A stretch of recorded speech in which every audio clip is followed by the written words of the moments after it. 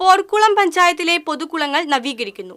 കാലവർഷം എത്തുന്നതിനു മുന്നേ നവീകരണ പ്രവർത്തനങ്ങൾ പൂർത്തീകരിക്കാനുള്ള ശ്രമത്തിലാണ് കരാറുകാർ. മഴവെള്ളം സംഭരിക്കാനും ശുദ്ധജലക്ഷാമം പരിഹരിക്കാനുമായി 7 പൊതുകുളങ്ങളാണ് നവീകരിക്കുന്നത്.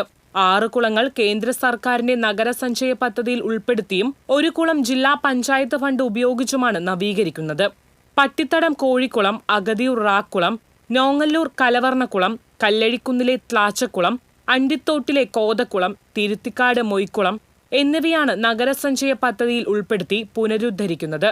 ഈ കുളങ്ങൾക്കായി 3.20 കോടി രൂപയാണ് അനുവദിച്ചിട്ടുള്ളത്.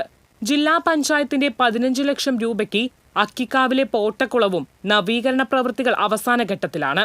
കുളത്തിലെ ചെളി നീക്കി ആഴം കൂട്ടുകയും ചുറ്റും സംരക്ഷണ ഭിത്തി നിർമ്മിച്ച് സംരക്ഷിക്കുകയും കുളത്തിനോട് ചേർന്ന് നടപ്പാത നിർമ്മിക്കുവാനുമുള്ള പദ്ധതിയാണ് ഇപ്പോൾ പുരോഗമിക്കുന്നത്.